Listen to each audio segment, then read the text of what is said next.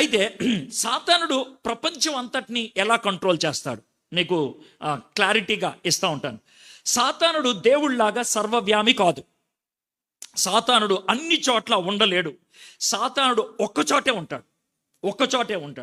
సాతానుడు ఒక్కచోటే ఉన్నప్పుడు ప్రపంచం అంతటిని ఎలా కంట్రోల్ చేస్తున్నాడు అని అంటే, సాతానుడు పరలోకంలో పాపం చేసి తోసివేయబడినప్పుడు మనకు అర్థమైంది ఏంటంటే, పరలోకంలో ఉన్నటువంటి దేవదూతలు ఎంతమంది నాకు తెలియదు.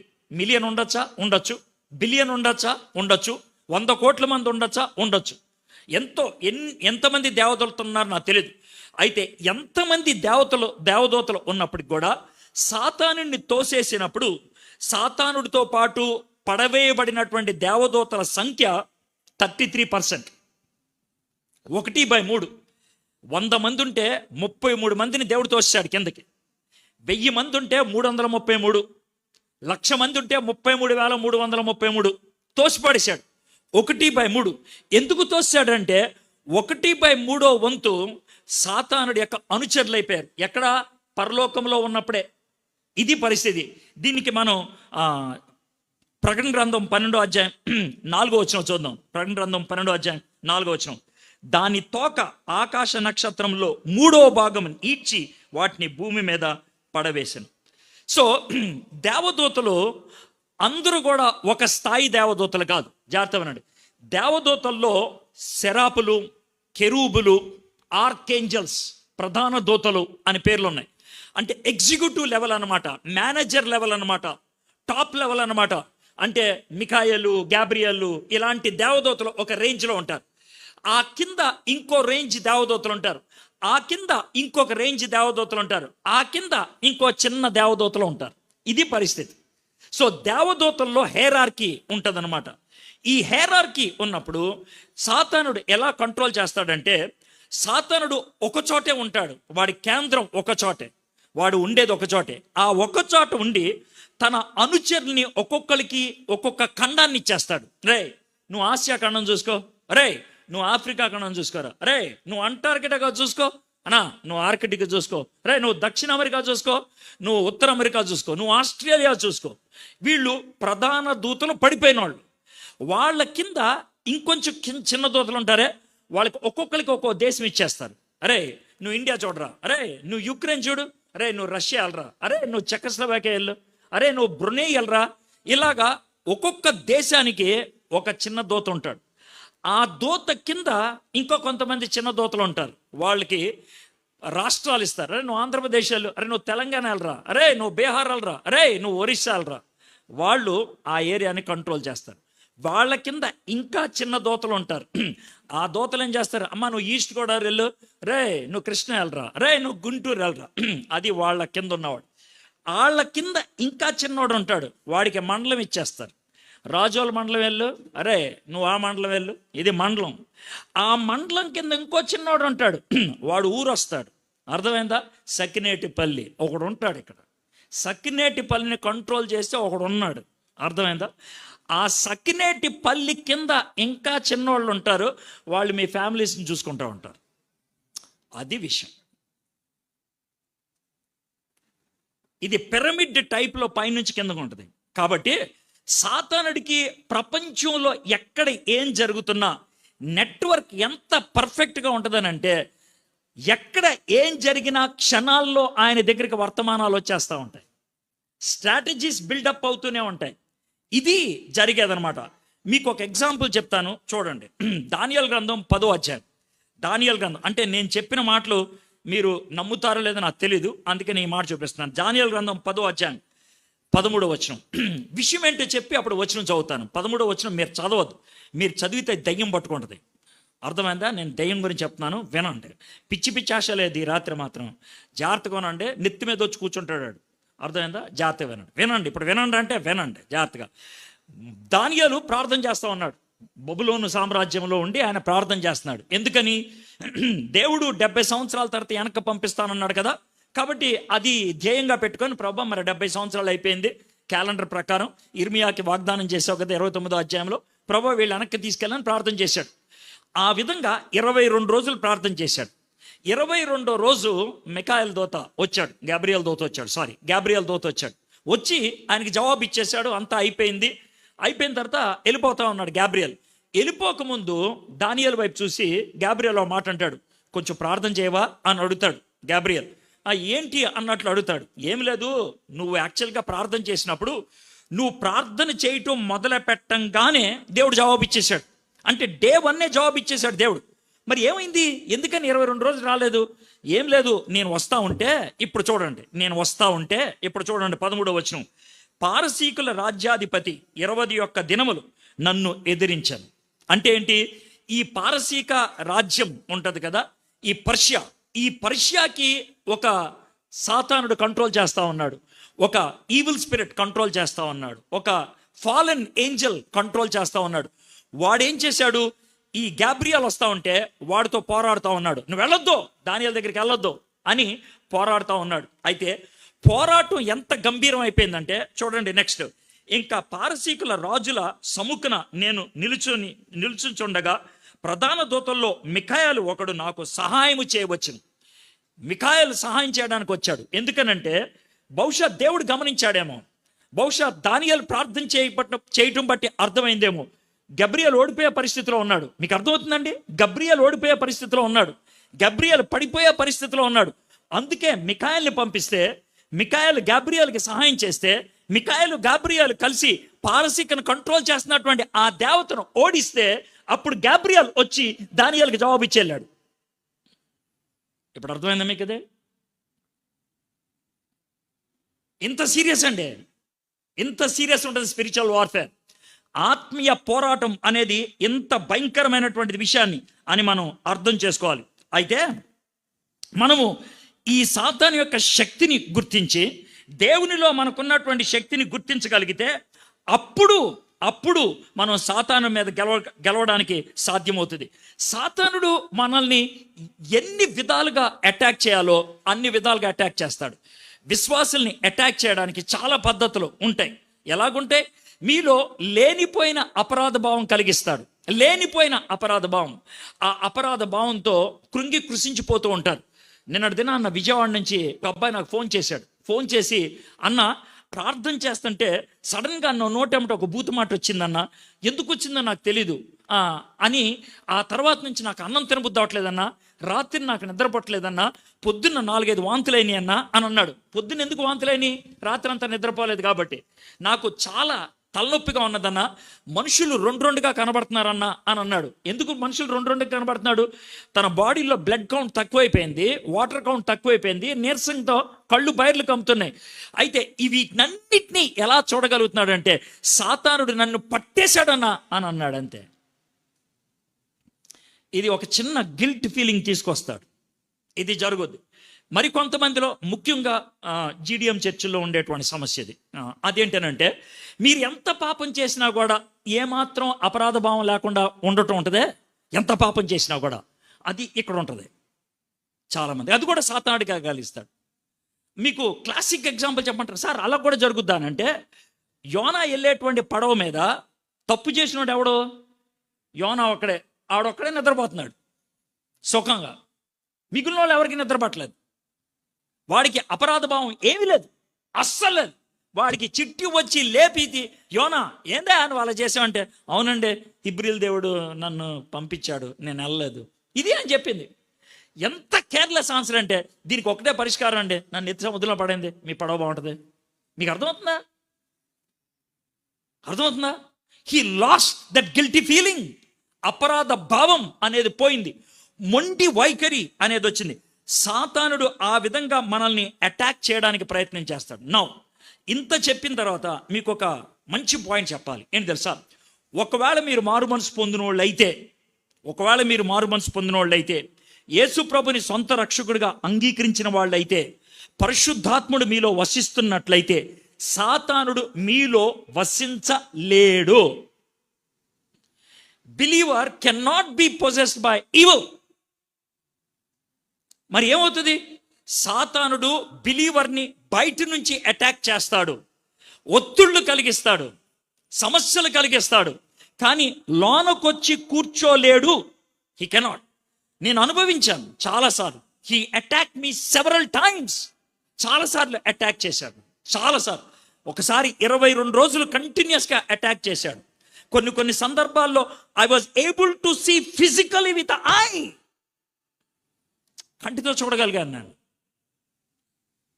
When he came to attack చేయనప్పుడు వాడు భయాన్ని కలిగిస్తాడు. భయాన్ని, సాతానుడికి నువ్వు పడిపోవటానికి ఒకటే ఒక కారణం, ఫియర్.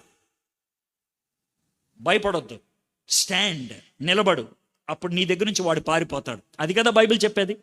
నువ్వు భయపడితే మీదెక్కేస్తాడు, భయపడితే మీదెక్కేస్తాడు. కాబట్టి ఆ విధంగా ఆలోచన. ఎందుకని సాతానుడు ఇలా చేస్తాడంటే 3 పదాలు ఉపయోగించాడు 11వ వచనంలో సాతానుడికి ఏమేమున్నాయని. ఒకటి, ప్రధానులతోనూ అధికారులతోనూ లోకనాథులతోనూ. వీటన్నిటిని బట్టి మనకేమర్థం అవుతుంది? Satan is controlling authorities. అధికారుల్ని ఆయన కంట్రోల్ చేస్తున్నాడు. హీఈస్ వెరీ పవర్ఫుల్, చాలా శక్తివంతుడు. ఆ విషయాన్ని గుర్తుపెట్టుకోండి, చాలా శక్తివంతుడు. ఆయనకి ప్రపంచ అధికారాలు తన చేతుల్లో ఉన్నాయి. ప్రపంచ అధికారాలు తన చేతుల్లో ఉన్నాయి. కొంతమంది అధికారులు స్పందించకుండా చేస్తాడు. కొంతమంది అధికారులు చొరవ తీసుకొని ముందుకు అటాక్ చేసేటట్లు చేస్తాడు. ప్రజెంట్ కండిషన్లో ఉన్నటువంటి విషయాలు చెప్తున్నాడు. ఈరోజు డొనాల్డ్ ట్రంప్ ఉంటే కనుక రష్యాకి ఉక్రెయిన్కి యుద్ధం జరుగుండేది కాదు, డొనాల్డ్ ట్రంప్ ఉంటే. ఎందుకంటే డొనాల్డ్ ట్రంప్ చొరవ తీసుకునే తత్వం, దాడి చేసేటువంటి తత్వం, రిస్క్ తీసుకునేటువంటి తత్వం. జో బైడెన్ అలాంటోడు కాదు. గెలుస్తానని 6 చెప్తే అప్పుడు నెమ్మదిగా వెళ్ళి గెలిచి గెలిచా అంటాడు. అది జో బైడెన్ తత్వం. వాడికి ఏలు పెట్టడానికి ఇష్టం లేదు, వెనకుండి డైలాగులు వేస్తాడు. మేము ఎప్పుడో చెప్పాం యుక్రెయిన్ మీద యుద్ధం వస్తుందని అన్నాడు. ఇది అంతా కూడా పుటిన్ చేస్తున్నటువంటి పని. ప్రపంచం అతలాకుతలం అవడానికి పుటిన్నే బాధ్యుడు అన్నాడు, కానీ he is not taking any action. అతని యాక్షన్ తీసుకోకపోవడానికి కారణం వాడిని సాతానుడు కంట్రోల్ చేస్తే, వీడు చొరవ తీసుకొని పుటిన్ ముందుకెళ్ళిపోతాం అనేది సాతానుడు చొరవ తీసుకోవటం. సాతానుడు ఈజ్ వెరీ వెరీ పవర్ఫుల్, చాలా శక్తివంతుడు అనేటువంటి విషయాన్ని చూద్దాం. యేసుక్రీస్తు ప్రభువారు ఏమన్నాడో మీరు వింటే సాతానుడు ఎంత శక్తివంతుడో మీకు అర్థమవుతుంది. మత్తయి సువార్త 4వ అధ్యాయం, మత్తయి సువార్త 4వ అధ్యాయం. సాతానుడు యేసు ప్రభుని శోధించడానికి వచ్చాడు. ఇప్పుడు ఆయన మాట్లాడుతున్నాడు. 8వ వచనం, మత్తయి 4:8. మరియు అపవాది మిగిల ఎత్తైన ఒక కొండ మీదకు ఆయనను తోడుకొని పోయి ఈ లోక రాజ్యములు అన్నిటినీ వాటి మహిమను ఆయనకు చూపి, నువ్వు సాగిలపడి నాకు నమస్కారం చేసిన ఎడల వీటన్నిటినీ నీకిచ్చేదనని ఆయనతో చెప్పగా, ఇది లూసిఫర్, సాటన్, జీసస్ క్రైస్తో అన్నటువంటి మాట. హలో, ఈ ప్రపంచాల్లో ఉన్నటువంటి ఆ మహిమ, ఆ గొప్పవన్నీ కూడా నీకు ఇచ్చేస్తా, అవి నావి, నా కాళ్ళ మీద పడు, అవి నావి, నా కాళ్ళ మీద పడు. యేసుక్రీస్తు ప్రభువారు చేయనారు మీరా, నువ్వు ఆర్డర్ అంటానికి ఇది తయారు చేసింది నేను అన్నాడా?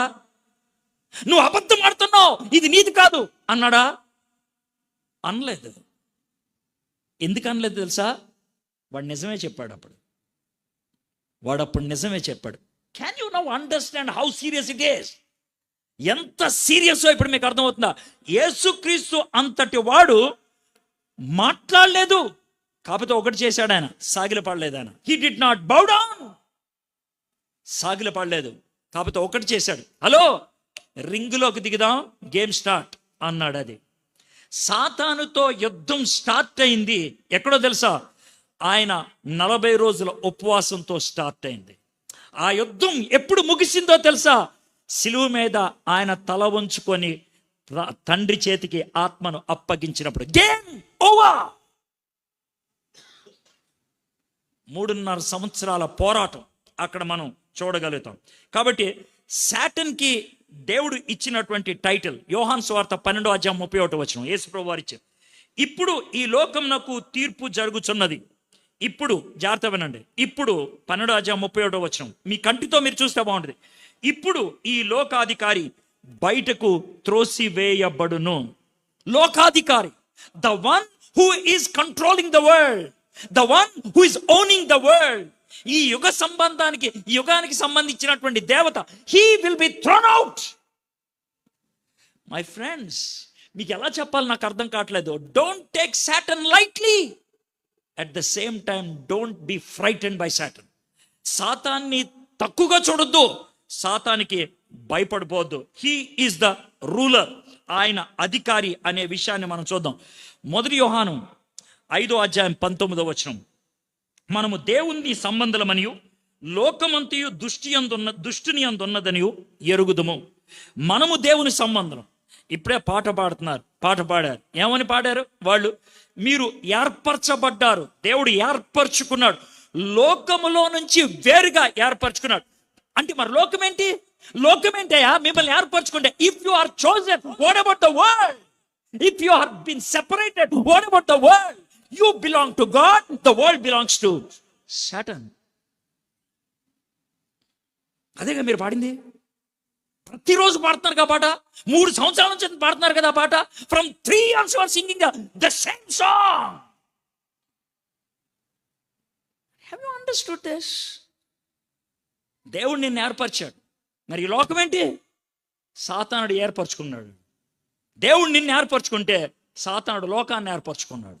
So there is a war between Satan and God's people. ఎంత స్పష్టంగా చెప్తున్నాడో చూడండి. అయితే యేసుక్రీస్తు ప్రభువారు శిలువ మీద చచ్చిపోయిన తర్వాత సాతానుడు ఓడిపోయాడు, డౌట్ లేదు. సాతానుడు ఓడిపోయిన తర్వాత వాడెంత తెలివి కలిగిన వాడంటే, నేను ఓడిపోలేదు అన్నట్లు ప్రవర్తిస్తున్నాడు, నేను ఇంకా ఓనర్నే అన్నట్లు ప్రవర్తిస్తున్నాడు, ఇంకా నా చేతిలోనే ఈ ప్రపంచం ఉన్నది అన్నట్లు ప్రవర్తిస్తున్నాడు. ఏమని చెప్తాడు తెలుసా? ఈ లోకం నాదే. ఇప్పటికీ నీతో ఆడే మాట్లాడతాడు, ఈ లోకం నాదే. ఓడిపోయాడు. కాకపోతే మీరు చేయాల్సింది ఏంటి అని అంటే, నో, నా దేవుడు గెలిచాడు అని నువ్వు క్లెయిమ్ చేయటం మొదలు పెడితే వాడు వదిలేయాల్సిందే. ఇక్కడ చాలా ప్రాక్టికల్గా చెప్తాను. మీ పిల్లల్లో కొంతమంది మొండి వైఖరిలో ఉంటారు. మీ భర్త కొన్ని సందర్భాల్లో తాగుడికో దేనికో అలవాటు పడిపోయి ఉంటాడు. నీ భార్య ఇష్టం వచ్చినట్లు వ్యవహరించేది అవుతుంది. మీ అత్త మామలు మీ మీద లేనిపోయినటువంటి అధికారాన్ని చలాయిస్తూ ఉంటారు. మీ కాలనీలో గందరగోళం జరుగుతూ ఉన్నది. I can see something there. ఏంటి తెలుసా? You need to claim those people from the hands of Satan. సాతాను కబంధ హస్తాల నుంచి నువ్వు విడిపించడానికి ప్రార్థన చేయాలి. You need to do that. అది చేయగలిగితే గనక గ్రామాలు, ప్రాంతాలు, సంఘాలు, కుటుంబాలు, ప్రజలు సాతాను యొక్క చేతుల్లోంచి బయటికి రాగలుగుతారు. 1984 వైవాన్ అనేటువంటి సంస్థ, youth with a mission, transformations అనే సినిమా ఒకటి తీసింది. 1:20 నిమిషాలు. ఓకే. అయితే ఈ సినిమాలో ప్రాథమికంగా మనకు కనబడేది ఏంటంటే 4 ఎపిసోడ్. ఈ 4 ఎపిసోడ్లో పరిచర్య చేయటం బట్టి ఒక ప్రాంతం అంతా కూడా ఏ విధంగా స్వస్థత అనుభవించిందో చూపించడానికి. అయితే అందుట్లో ఒక ఊరు కాలిఫోర్నియాలో ఉండేది. అమెరికాలో కాలిఫోర్నియా. ఆ కాలిఫోర్నియా ప్రాంతంలో దాన్ని డెత్ వ్యాలీ అనేవాళ్ళు. డెత్ వ్యాలీ, దాని పేరే డెత్ వ్యాలీ, దానంట లోయ, దాని పేరు అది. సో అక్కడికి ఎవరికి వెళ్ళటానికి ఇష్టపడరు. ఆ ప్రాంతంలో ఉన్న వాళ్ళకి జబ్బులు ఉంటాయి, ఆ ప్రాంతంలో ఉన్నటువంటి వాళ్ళకి డెలివరీ సరిగ్గా అవ్వదు, ఆ ప్రాంతంలో ఉన్న వాళ్ళకి అబార్షన్స్ అవుతూ ఉంటాయి, ఆ ప్రాంతంలో ప్రతిరోజు 2-3 మర్డర్లు అవుతాయి. ఇది పరిస్థితి. అయితే ఆయన పరిచయం చేయడానికి వెళ్ళాడు. ఒక లేడీ పరిచయం చేయడానికి వెళ్ళింది. ఆమె కొన్ని దినాలు ప్రార్థన చేసింది. I think she prayed for 6 months. 6 నెలలు ప్రార్థన చేసింది. She did not preach a word. ఒక్క మాట కూడా వాక్యం బోధించలేదు. 6 నెలలు బోధించింది. 6 నెలలు ప్రార్థన చేసింది. 6 నెలల ప్రార్థనలో దేవుడు ఆమెకు చూపించింది ఏంటి తెలుసా? ఒక లేడీని చూపించాడు. ఆ లేడీ నల్లగా ఉంటుంది, నల్ల బట్టలు వేసుకుంటుంది. ఆమె కొన్ని భయంకరమైనటువంటి క్షుద్ర పూజలు చేస్తూ ఉంటుంది. ఆమె వెస్ట్ ఇండీస్ నుంచి వచ్చింది. పరిశుద్ధాత్ముడు చెప్పాడు, సాతానుడు ఈమెను కేంద్రంగా పెట్టుకొని దీన్ని ఏళ్తున్నాడు అనేసి. ఈమె డైరెక్ట్గా ఆమె ఎదుట నిలబడి ప్రార్థన చేసింది. ఇట్ వాజ్ ఎ ఫైట్, యుద్ధం. ఆ యుద్ధంలో ఈమె నిలబడింది. చివరికి ఆమె పడిపోయింది. She fell down. మీకు విషయం తెలుసా? విదిన్ 6 weeks, 6 వారాల్లో డెత్ వ్యాలీ లివింగ్ వ్యాలీ అయిపోయింది. That is the power of Satan. Satan యొక్క శక్తి అంత భయంకరమైనది. మొట్టమొదటిది